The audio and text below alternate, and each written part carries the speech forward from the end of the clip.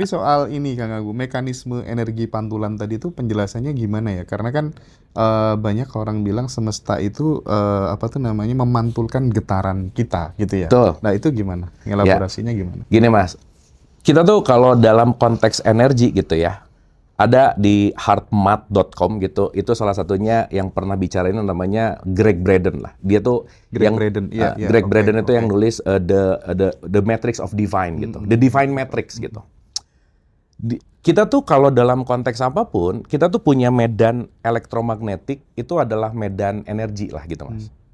Jadi sebelum aku sama Mas Hendra ngobrol, yang ngobrol duluan tuh energinya Oh, gitu. oke, I see, oke. Gitu Mas.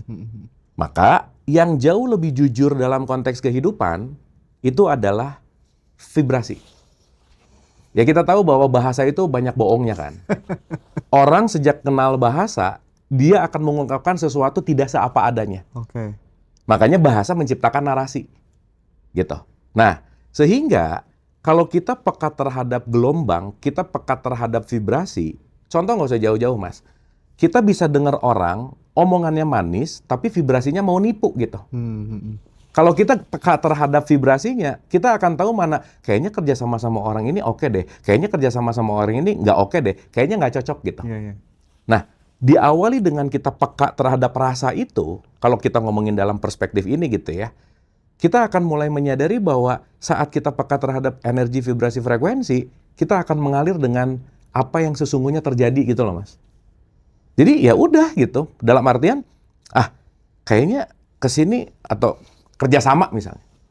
Banyak orang yang ketipu karena ya itu tadi, iming-iming bahasa, iming-iming keuntungan, tapi ternyata vibes-nya nggak oke gitu. Ketipu deh gitu kira-kira. Bener nggak Mas? Enak banget ya. Nah, tapi nggak apa-apa ya, ketipu kan belajar ya. Belajar untuk kita. Ingat, sesuatu yang hilang dari kita berarti dia lagi menyediakan wadah yang lebih besar untuk dimasukin sesuatu yang lebih baik gitu. Iya sih. Gitu. Poin-poinnya ada di situ. Nah, makanya jadi Itu hanya bungkusnya aja lah. Habis ini ada enggak, itu permennya buat gitu ya. buat nyeneng-nyenengin aja sih. Biar nggak sedih-sedih amat gitu. Ya, kadang-kadang kan kita perlu quotes-quotes yang filosofis buat nyenengke gitu loh.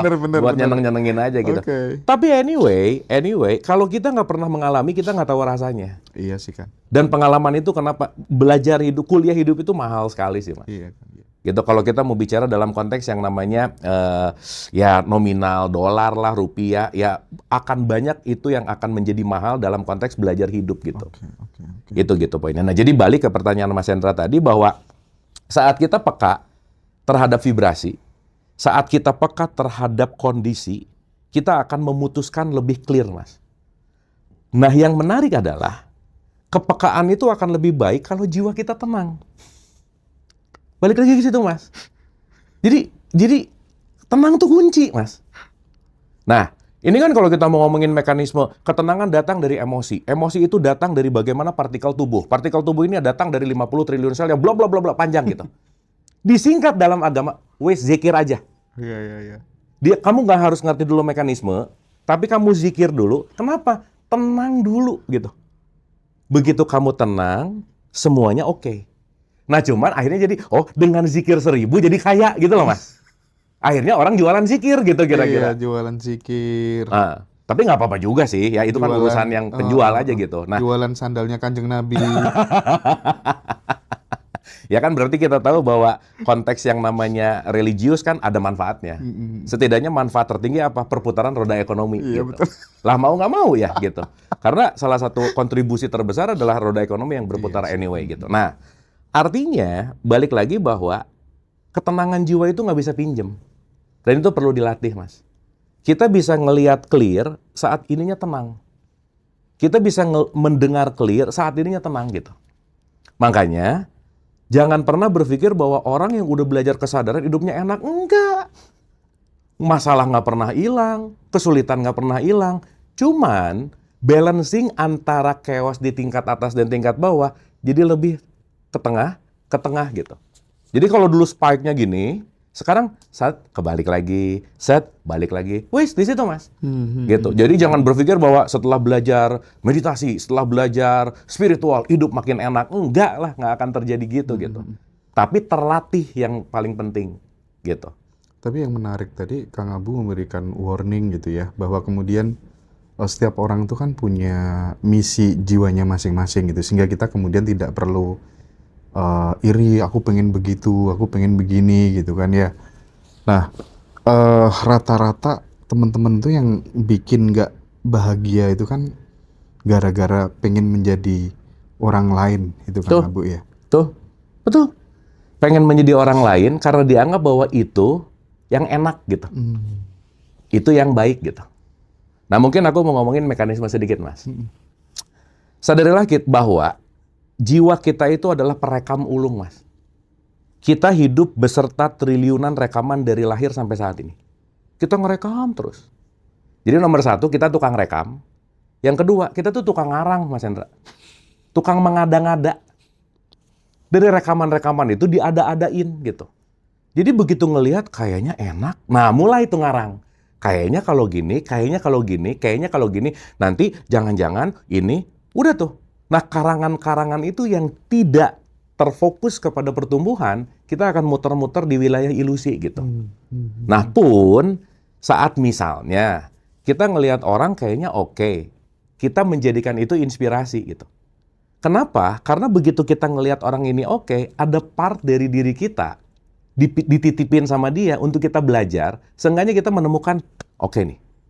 Tapi at the end, pada akhirnya konteks menjadi diri sendiri tuh itu justru yang menjadi puncak gitu. Karena kan nggak ada yang ideal sih, Mas. Nggak ada yang ideal langsung ke ya nggak banyak lah gitu ya kira-kira. Sehingga nyoba dulu ke sini, nyoba dulu ke sini, nyoba dulu ke sini. Yang ujungnya sekarang tinggal menentukan nih kita mau di level mana sih gitu. Karena kan kalau misalnya ya Mas ya, ini semua orang yang dicari kan at least cuma ada 3 lah misalnya. Bahagia, tenang, damai. Wes gitu. Cuman bahagia, tenang, damai. Kita punya banyak duit, meskipun perlu ya. Kan saya sering ngomong bahwa uang tidak bisa memberikan kebahagiaan. Kalau dikit, kalau banyak ya bisa-bisa aja. Masih koma tadi ya. Masih koma. Dan yang menarik lagi bahwa kadang orang juga benci sama uang gitu loh, Mas. Padahal ya karena ada mindset bahwa uang bisa membawa kepada kekufuran gitu. Tapi mau berbuat baik juga perlu uang gitu kan kira-kira. Masuk surganya belakangan. Masuk surganya belakangan. Ya, apapun itu gitu. Makanya kebodohan itu mendekati kekufuran. Yang bodoh itu bisa kufur. Oh, yang pintar jauh lebih bisa korupsi lebih gede lagi gitu kan. Bener-bener. Realistisnya begitu gitu. Nah, jadi balik lagi gitu saat kita terinspirasi oleh A, oleh B, oleh C, itu hanyalah jembatan sebetulnya untuk pelan-pelan kita tahu dan sadar bahwa kayaknya aku ini deh. Kayaknya aku di sini deh.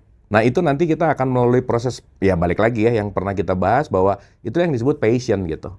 Oh passion aku, contoh Mas Hendra, ini aku mau cerita nih. Aku tuh kalau ngomongin rugi, wah udah berapa bisnis rugi mulu Mas Hendra. Oke. Ngomongin ditipu, wah aku tuh udah cum laude lah kalau ditipu orang dalam bisnis gitu misalnya.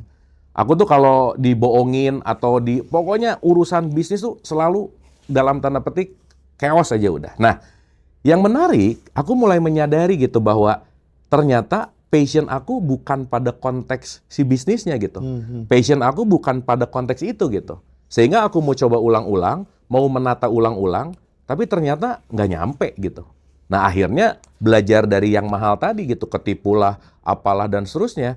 Yang akhirnya aku menyadari bahwa, oh aku tidak ada di wilayah itu ternyata. Aku bukan runner yang harus ada, harus harus ngejalanin setiap saat, tapi ternyata aku tahu bahwa aku adalah konseptor dan aku senang banget untuk belajar dan aku senang banget untuk bisa membuat sesuatu konsep-konsep, intinya adalah dalam wilayah pendidikan gitu misalnya. Gitu sih Mas. Poinnya ada di situ gitu. Oke.